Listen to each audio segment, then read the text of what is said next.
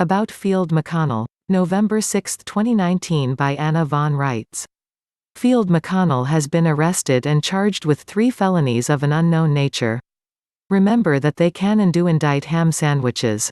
Their entire system is built and predicated on the presumption that a person is guilty until proven innocent. And it is hard to prove innocence. Remember who or what is taking this action: Broward County, Florida, one of the most evil and corrupt county governments in the United States Municipal Government, flock of corrupt state and county franchises. Remember that Field McConnell is a retired Air Force lieutenant colonel in his 70s, Vietnam era, and that these charges, whatever they are said to stems from things that happened in the 1970s, Ollie North Era. Remember that a lot of good men, especially pilots, got drawn into CIA and DIA and other plots hatched during the take-down in Vietnam and Iran Contra and other illicit ops, and also remember that many of those men actually believed, and had reasonable cause to believe, that they were working for our actual government and in the national security interest, when in fact they were being ordered and/or induced under conditions of deceit to commit crimes.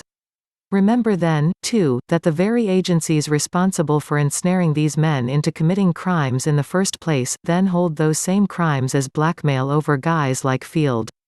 This could very well be that kind of hypocritical pay-back scenario, where Field wouldn't go along with their current agenda, so they pulled out ancient dirty laundry on him.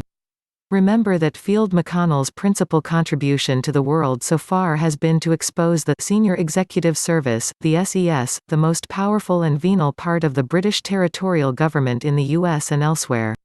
That makes for a lot of very powerful enemies. Remember that Field McConnell's anti-child trafficking efforts are in competition, at least in some people's warped minds, with Craig Sawyer's campaign against the same evil. And finally, to make sense of this all, you have to know some basic history and who's who. At the federal level there are two governments employed as subcontractors, 1, British territorial, and 2, Roman Papist municipal. Both are ultimately controlled by the Pope, but one is indirectly controlled by the Queen and the other is controlled directly as part of the Roman municipal government system.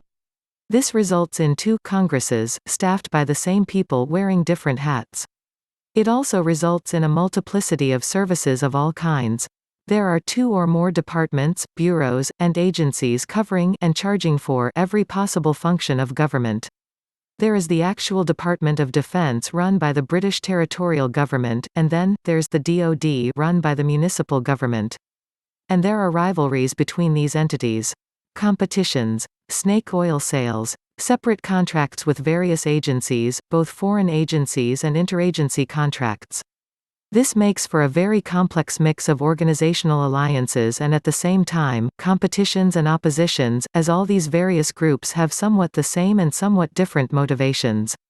Wherever there is money to be made, you will find 2 or more of these groups in the bidding, cutting deals in the back rooms, and trying to push each other off the playing field. My initial intel on this subject as it concerns Field is that the snakes in Broward County, who make a lot of money off of smuggling everything from child prostitutes and white slaves to drugs to tigers to booze, cut a deal with Craig Sawyer, one of Field's competitors in the new burgeoning anti-trafficking movement, and that's why Broward County is picking on Field. Well, if you have 2 competing groups engaged in anti-child trafficking operations, and you are Broward County, you obviously want to buy them off. And if one of them will take the bait and the other one won't, you obviously want to make the payola flow toward the group that will work with you and attack the group that won't make a deal. So the smart money is that Field and his group of anti-child trafficking heroes wouldn't make a deal with Broward County, and behind them, the British SES involved in all this crap to protect the pedogate monsters, but Craig Sawyer would. Or maybe Craig Sawyer was simply seen as the lesser of 2 evils and benefited from being less competent. Or maybe this is just more of the standard operating manual for the scumbags among us, and the deep state is attacking Field, and blaming Craig Sawyer for it, in an attempt to destroy both at once. These things get complicated. You have to be able to play 3D chess. What is certain is that news channels associated with Craig Sawyer's group are taking credit for Field's arrest. But that could be a setup, too. After all, how many infiltrators have tried to set relationships with me, so that they could blackball me by association? Take nothing for granted. This all gives rise to the spectacle of a competition between two shadowy former military groups leading to harm of everyone's efforts to stop child trafficking. B. Dirty dealing with the dirty quasi-government officials ruling as kingpins in Broward County to allow trafficking to continue in exchange for a cut of the action. C. Petty personal conflicts leading some selfish and small-minded people to betray the best interests of all concerned. D. Agreements by some parties to protect pedogate criminals in exchange for carte blanche to prosecute lesser criminals in Broward County. E. Some mixture of all of the above. What I can tell you for sure is that any prosecution of Field McConnell for crimes committed back in the 1970s is dirty prosecution by dirty people. And, at the end of the food chain, they are high-ranking dirty people, too. Many men, especially pilots, get into very sticky situations in the course of their professional work. The filthy agencies that do the dirty work as subcontractors of the departments of the swamp-dwelling foreign federal government subcontractors are always in need of transportation for themselves, for their agents, and for various kinds of cargo. Just think of Han Solo and the E.T. bar scene in the original Star Wars movie. And at the end of the day, it also often comes down to whether a man chooses to work for the good side or the bad side on any given issue. This much I can tell you, Field McConnell is a good man in my opinion, and he has never said or done anything to my knowledge that was less than squeaky clean, intelligent, and fervent. His arrest has caused all sorts of consternation and butt-covering in the so-called patriot movement, but not here, not with me. I've been around the block long enough to know an insider interagency job when I see one. And that is what this is and all it can be. Pray for Field and keep the faith with him. Don't let the rats get away with anything. Keep your attention focused and your brains engaged. He has done enough damage to them by exposing their underbelly that this was, I suppose, inevitable. Field himself has certainly lived under the shadow of the likely payback of the deep state every day for years.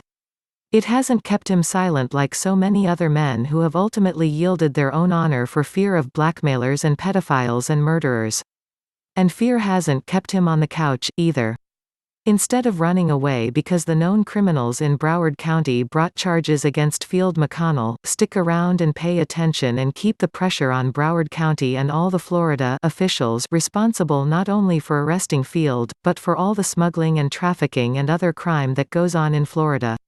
Remember, there's a reason they called the TV show Miami Vice. And there's a reason they call Mike Pence the vice president, too.